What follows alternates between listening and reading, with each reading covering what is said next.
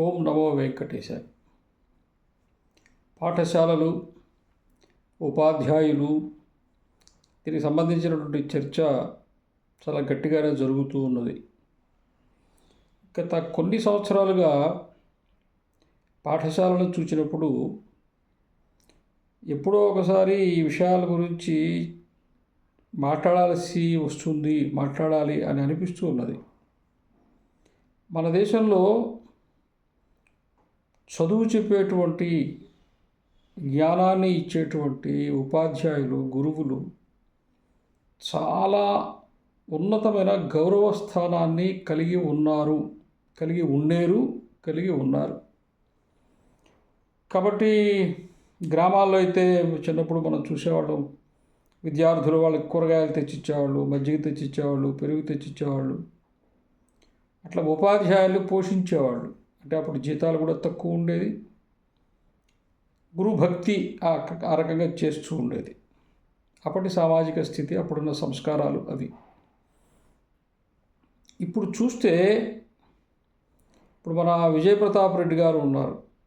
మన ఈ food corporation దానికి సంబంధించిన చైర్మన్. ఆయన బాధ్యతలు ఆయన చాలా చక్కగా నిర్వహిస్తూ ఉన్నారు. చాలా విస్తృతంగా తిరుగుతూ ఉన్నారు, పాఠశాలకు పోతున్నారు, అంగన్వాడీలకు పోతూ ఉన్నారు. మీకు ఆహారం అన్ని విధాలుగా, అన్ని రకాలుగా ఏవేవి పెట్టాలో అవన్నీ పెడుతున్నారా లేదా, చాలా నిజాయితీగా, చాలా కష్టపడి పనిచేస్తున్నారు ఆయన. అయితే ఒకటి అది చూచి ఏమనిపిస్తుందంటే, బడికి పోయే విద్యార్థులు కేవలం భోజనం చేయడం కోసం పోతున్నారా? అంటే నేను దాన్ని తప్పు పట్టడం లేదు, అట్లా అడగడానికి కానీ అలా చేయటం కానీ. దీనికి సమాంతరంగా ఇంకొక పక్కన చదువు చెప్తున్నారా లేదా, చదువుకుంటున్నారా లేదా, ఉపాధ్యాయులు బాగా చెప్తున్నారు, విద్యార్థులు సరిగా చదువుకోవట్లేదా, విద్యార్థులు బాగానే ఉన్నారు, ఉపాధ్యాయుల విపరీతమైన లోపం ఉందా, అక్కడ ఉన్న విద్యార్థులు ఎంతమంది, ఉపాధ్యాయులు ఎంతమంది, ఈ లోటుపాట్లను సరిచేయడం ఎట్లా, ఇట్లా ఈ విద్యా వికాసము, విద్యార్థుల యొక్క చదువుకునేటువంటి స్వభావము, చదువుకున్న తర్వాత అతనికి అబ్బుతూ ఉన్నటువంటి చదువు, వీటిని గురించి చెప్పేటువంటి విధానం లేకుండా పోయింది. ఇప్పుడు నేను కావచ్చు, నా వయసు వాళ్ళు చదువుకున్నప్పుడు ప్రాథమిక పాఠశాల కానీ, ఉన్నత పాఠశాల కానీ కనీసం సంవత్సరానికి ఒకసారి ఈ విద్యాధికారులు వచ్చేవాళ్ళు, పరీక్షించేవాళ్ళు, తరగతులు ఎలా జరుగుతున్నాయి, పాఠం చెప్తున్నారా లేదా, ఆకస్మికంగా వచ్చేవాళ్ళు, పిల్లల్ని లేపి ప్రశ్నలు వేసేవాళ్ళు, ఏ పాఠం దాకా అయింది, ఈ పాఠంలో దీనికి సమాధానం చెప్పని అడిగేవాళ్ళు, లెక్కలు చూసేవాళ్ళు. ఇట్లా విద్య సరిగా వస్తున్నదా లేదా, చదువు బాగా చెప్తున్నారా లేదా, చదువుకుంటున్నారా లేదా, ఇవన్నీ పరిశీలించేవాళ్ళు.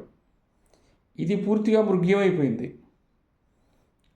వారానికి కోడిగుడ్లు ఎన్ని పెట్టారు, మాంసం ఎంత పెట్టారు, భోజనం సరిగా పెట్టారు లేదా, రోజు ఎన్ని కిలోలు కందిపప్పు ఉడికిందా లేదా, ఇది ఎలా చేస్తూ ఉన్నారో, ఇవన్నీ సక్రమంగా విద్యార్థులకు అందేటట్టుగా చూసేటువంటి వ్యవస్థ ఎలా నడుస్తున్నదో, అదే సమయంలో వాళ్ళు సరిగా చదువుకుంటున్నారా లేదా అనే విషయం కూడా అడగకపోతే, ఇప్పుడు నిన్నేదో ఇక్కడ ఒక విద్యార్థి ఎవరినో కొట్టారని చెప్పి వచ్చింది, మన గన్నవరానికి దగ్గరే ఆ ఊరు కూడా.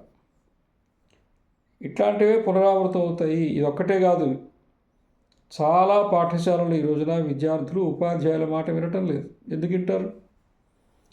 ఉపాధ్యాయులుగా ప్రభుత్వమే చూడకపోతే, ఉపాధ్యాయులకు మేము జీతాలు ఇస్తున్నావు కదా అని చెప్పి వాళ్ళ చేత మీరు ఏం చేపిస్తున్నారు? అవి మళ్ళీ ఫోటోలు తీసి పెట్టాలా? టాయిలెట్స్ కడిగేటువంటి పని ఎవరిది? లేకపోతే ఉపాధ్యాయులే వార్డెన్గా ఉంటారా? వీళ్ళే వండి వాళ్ళకి భోజనాలు పెట్టించి సరిపోయింది. ఎట్ట తిరిగి సరే మీరే చెప్తున్నారు అక్కడ ఏదో అవినీతి జరుగుతున్నదని. కళ్ళెదురుగా ఉపాధ్యాయులు బియ్యమో కూరగాయలు తీసుకెళ్ళిపోతుంటే, లేదా వాళ్ళ ఎదురుగానే అక్కడ ఈ మరుగుదొడ్లు కడగడమో లేకపోతే శుభ్రం చేయడం, ఆ ఫోటోలు తీసి పెడుతూ ఉంటే, ఇంకా ఉపాధ్యాయుల మీద విద్యార్థులకు గౌరవం ఎలా ఉంటుంది? అసలు వాళ్ళని గురువుగా ఎలా చూడగలుగుతారు? అసలు ఉపాధ్యాయుల చేత ఈ పని చేయించవచ్చునా? మీరు జీతం ఇస్తారా ఇవ్వరా అది వేరే సంగతి. మీరు జీతం ఇచ్చినంత మాత్రం చేత వాళ్ళ చేత అన్ని పనులు చేపిస్తారా? ఎవరైనా చేస్తారా ఆ పని? మిగతా విభాగాల్లో ఉండే వాళ్ళందరూ అట్టే పాయికానాలు దొడ్లు కడుగుతున్నారా? ఉపాధ్యాయులకు పైన ఎవరైతే అధికారులుగా ఉన్నారో వాళ్ళు ఏమైనా దొడ్లు కడుగుతున్నారా? విద్యార్థికి ఎవరు ఆదర్శంగా ఉండి ఉపాధ్యాయుడిగా ఉండి పాఠం చెబుతూ పాఠమే కాకుండా వ్యక్తిత్వ వికాసము, సమాజానికి, కుటుంబానికి, తనకు ఉపయోగపడేటువంటి ఒక వ్యక్తిత్వాన్ని ఇచ్చేటువంటి ఉపాధ్యాయుడు ఈరోజు దొడ్లు కడుక్కుంటూ, కూరగాయలు తెచ్చుకుంటూ, కూరగాయలు దొరుకుకుంటూ ఈ పని చేస్తూ ఉంటే చదువు చెప్పేది ఎప్పుడు? అసలు ఏం గౌరవం ఉంటుంది? ఇంకా అది ఇప్పుడు మన కరోనా వచ్చిన తర్వాత అయితే మద్యపానాల దుకాణాల దగ్గర కూడా ఉపాధ్యాయులే పెట్టారు కాపలాకి. దారుణము. ఇది చేయొచ్చునా? కాబట్టి ఉపాధ్యాయులుగా చూడండి. ఉపాధ్యాయులు సమాజంలో అందరికంటే గౌరవింపదగినటువంటి వాళ్ళు. ఉపాధ్యాయులను ఎప్పుడైతే మనం గౌరవించటం అనేటిది అవసరం లేదు అని అనుకున్నారా, ప్రభుత్వాలు ఏవైనా కానీ, పార్టీలు ఏవైనా కానీ, మీరు ఆశించిన ఆరోగ్యకరమైన, మర్యాదపూర్వకమైన, సంస్కారయుతమైన సమాజము నిర్మాణము కాదు. కాబట్టి ఉపాధ్యాయులు మనం అందరం గౌరవించాలి, ప్రభుత్వం గౌరవించాలి. ఉపాధ్యాయుల దినోత్సవం ఎందుకు పెట్టారు? మరి ప్రభుత్వమే సన్మానించడానికేగా. కాబట్టి ఉపాధ్యాయులుగా గురుస్థానంలో ఉంచండి, గురువులుగా ఉంచండి. వాళ్ళ చేత నానా చాకిరీ చేయించొద్దు. కావాలంటే కొత్తగా వచ్చేటువంటి ఉపాధ్యాయులకి అయ్యా మీకు ఇచ్చే జీతం ఇంతే, వాళ్ళకి తగ్గించుకోండి. అదే డబ్బులతోటి వేరే ఉద్యోగస్తుల వార్డన్స్లో, వంట మనుషుల్లో వాళ్ళకి సక్రమంగా చూసి భోజనం పెట్టేటువంటి వ్యవస్థను వేరే చూడండి. లేకపోతే దానికి ప్రత్యేకమైన బడ్జెట్ కేటాయింపులు పెట్టుకోండి. అంతేగాని మీరు ఈ రకంగా ఉపాధ్యాయుల్ని తక్కువ చేస్తూ, కించపరుస్తూ, వాళ్ళు చేసేటువంటి పని ఏంటి? వాళ్ళు గురువులు, వాళ్ళకి అక్షరం ముక్క చెప్పాలి. అవన్నీ మనమే తక్కువ మనమే చేసేస్తే ఇప్పుడు వారానికి 4 రోజులు మాంసం వండి పెట్టాలంటిది. అక్కడ హెడ్ మాస్టరో లేకపోతే ఉపాధ్యాయుడు బ్రాహ్మడు ఉంటాడు, ఎట్ట చేస్తాడండి? ఆయనకు అలవాటు లేని పని కదా, సక్రమంగా చేయలేడు కదా, మనసు పెట్టి చేయలేడు కదా. దాన్ని ఎవరు సరిగా చేసి పిల్లలకు న్యాయం చేస్తారో వాళ్ళ చేత కదా చేయించాలా. చేయకపోతే ఈయన తిడితిరి, వేరే వాడిని పెట్టకపోతిరి, విద్యార్థులకు న్యాయం జరగకపోయా, వీడియో మనస్ఫూర్తిగా చేయలేకపోయా, మనసు చంపుకొని చేయాల్సి వచ్చా. ఇట్లాంటివి ఏవి కూడా ఆలోచించకుండా గతంలో సమాజం ఇలాగే ఉండిందా?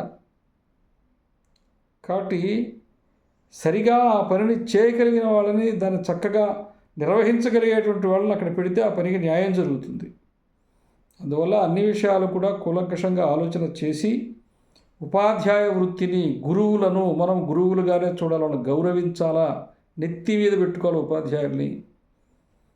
తర్వాత మిగతా వ్యవస్థలు చేస్తే పాఠశాలల వాతావరణము, సమాజం యొక్క వికాసము, దాంట్లో విద్యార్థుల పాత్ర, వ్యక్తిత్వ వికాసం అన్నీ దాంట్లో ముడిపడి ఉన్నాయి. కాబట్టి పాఠశాలే, ఉపాధ్యాయుడే, చదువే, దీనిగానే చూడాలి.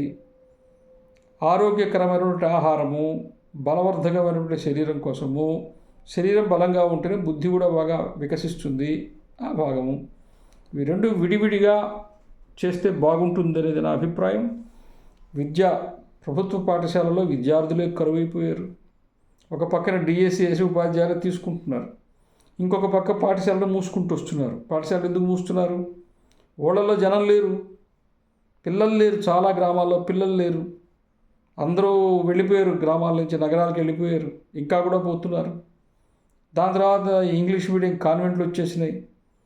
ఈరోజు రేపు గ్రామీణ స్థాయిలో కనీసం ఆటో నడుపుకునే వాళ్ళు కానీ, కూలి పని, బేల్దారి పని చేసుకునేవాళ్ళు వాళ్ళ పిల్లల్ని ఇంగ్లీష్ మీడియం కాన్వెంట్లో చదివిస్తున్నారు, ప్రభుత్వ పాఠశాలకు పంపించడం లేదు. ఈ వాతావరణం మార్పు చేయడానికి పాపం ఉపాధ్యాయులు చాలా కష్టపడుతున్నారు చాలా దగ్గరలో.